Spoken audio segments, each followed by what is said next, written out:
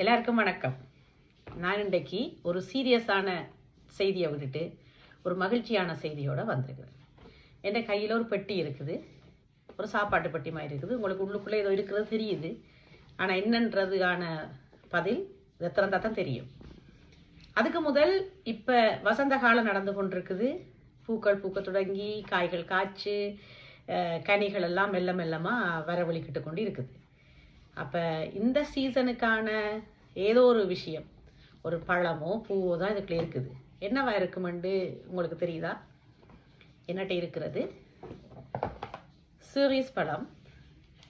இதை ஃப்ரெஞ்சில் சீரீஸ் என்று சொல்லுவோம், ஆங்கிலத்தில் செரி பழம் என்று சொல்லப்படுது.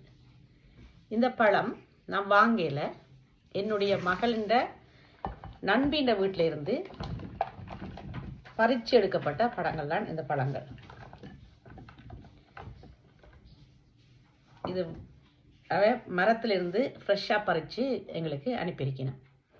நார்மலாக நாங்கள் சீரீஸ் பழம் வாங்கிக்க சரியான விலையாக இருக்கும். பிரான்ஸ் நாட்டில் கூட சீரீஸ் பழம் உற்பத்தி செய்தாலும் கூட இங்கே சரியான விலையாக இருக்கும். அது இந்த முறை 14 யூரோ போடுறாங்களாம் ஒரு கிலோ. நான் வாங்கவே இல்லை. சரியான இப்போ முந்தின விட இப்போ பழங்கள்லாம் விலை கூட. ஆனால் இது ஃப்ரெஷ்ஷாக ஒரு வீட்டில் இருந்து பறிச்சு எடுக்கப்பட்ட பழங்கள். அன்பாக ஒரு பெட்டிக்க வச்சு பறித்து கொடுத்துருக்கணும். இதை சுவைச்சு சாப்பிட்டு உங்களுக்கு ருசியை சொல்கிறோம். இப்படியான பழங்களை நான் கடையில் வாங்குறத விட தெரிஞ்சாக்கள் வீட்டிலையெல்லாம் நிறைய இருக்கும். இப்போ ஆப்பிள் மற்ற செரி பழம் இதெல்லாம் நாங்கள் கடையில் வாங்குறத விட எங்களுக்கு தெரிஞ்சவர்கள்ட வீட்டில் பறித்து சாப்பிட்டா காசும் வீணாகாது. அந்த சீசனில் மட்டும்தான் இங்கே காய்க்கும், அதுக்கு பிறகு காய்க்காது. அப்போ அது நிறைய காய்ச்சி கொட்டி விட்டுரும். அப்போ அந்த காய்ச்சி கொட்டுற காலத்தில் தான் அந்த பழங்களை நாங்கள் எடுத்துக்கொள்ளலாம். அந்த வீட்டுக்காரரும் அதை அதிகம் பயன்படுத்த இயலாது. அப்போ நீங்கள் எங்கேயாவது உங்களை தெரிஞ்சாக்கள வீட்டில் இப்படி பழங்கள் இருந்தால் எடுத்து பறித்து சாப்பிடுங்கோ. வேணுமெண்டா அவைக்கு அந்த பணத்தை கொடுத்துட்டு கடையில் வாங்குறத விட பாதி பணத்தையாவது கொடுத்துட்டு நீங்கள் பறித்து சாப்பிடலாம்.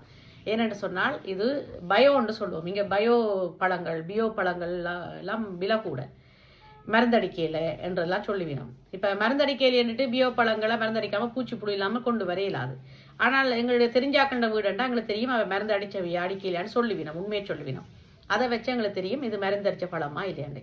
எப்படி இருக்குது, அழகாக இருக்கா அந்த சீரீஸ் எல்லாம் கொப்பு கொப்பா நல்லா அழகாக பறித்து தந்திருக்கிறோம். இந்த செரி பழத்தில் நிறைய வகைகள் இருக்குது. ஒரு மஞ்சள் கலந்த செந்நிறமான செரி பழம் இருக்குது. நாவல் பழம் போல அதிகமான, இதை விட இது கொஞ்சம் சிவப்பு நிறத்தில் இருக்குது. இதை விட